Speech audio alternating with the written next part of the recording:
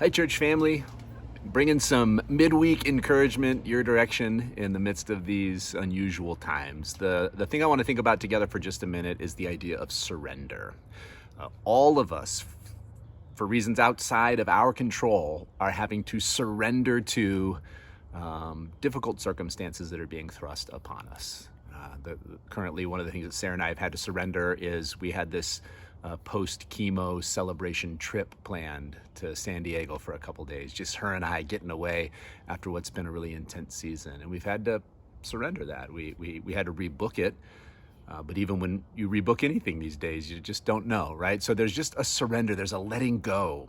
Surrender involves loss. Surrender's hard. There are some of you that have had to surrender to significant things, the loss of the last half of your senior year of high school or your freshman experience in college, or some of you have had to surrender to circumstances where you've lost a job or lost income, surrendered to the fact that the kids are now at home, summer, and it has started months early, but not really, because now you're a teacher in a way that you weren't before. So whatever it is, we're all surrendering right now. When you think of surrender, you think of war, you think of a battlefield where some stronger military has overpowered you, the writing is on the wall, and you just have to resign yourself to your defeat, and so you surrender.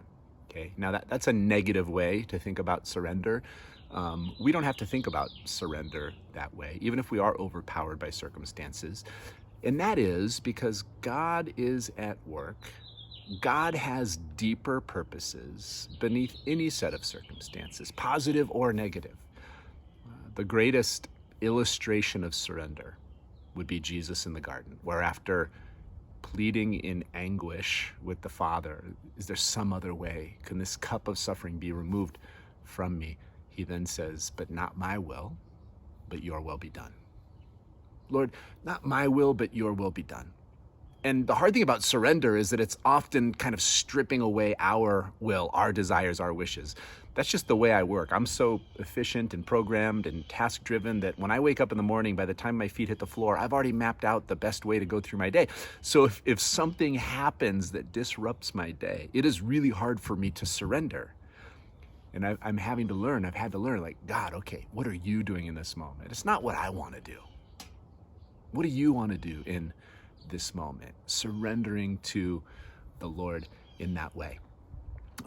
Because God's ways are not our ways. His ways are higher. His ways are wiser. And God can be at work to bring good and redemption into any difficult set of circumstances. That's why last week Alex was talking about 2 Corinthians 4, and he alluded to 2 Corinthians 1, where Paul says we were in circumstances where we were literally fearing for our lives. Like we were despairing for our own lives.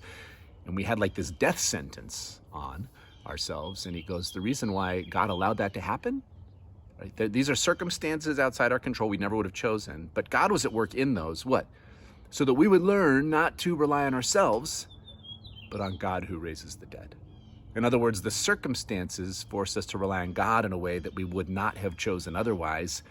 And God showed up and brought his strength into our lives in a supernatural way. And I think that that's what he wants to do in the midst of all the surrendering that's going on, is to help us to go deeper, to find him in the midst of those circumstances. So that's my encouragement to you this week. In the midst of whatever it is you're surrendering, first of all, I'm sorry that you're having to let that go. Whatever it is you're having to surrender, I'm sorry, because surrender is hard. Surrender is loss. But I want to encourage you that God is in the midst of that. You're not just resigning yourself to something that's unpleasant. You're surrendering to the deeper purposes of a God who wants to meet you right now, put his glory on display, surprise you with a greater joy than the thing that you're losing, put his strength on display to you in some unique way, and then use you to reflect his glory to those around you as they watch what he's doing in your life. So as we surrender this week, let's surrender to the higher and wiser purposes of a good God who wants to meet us in a unique way in these unique times. Amen? Amen. Thanks for tuning in. Thanks for watching.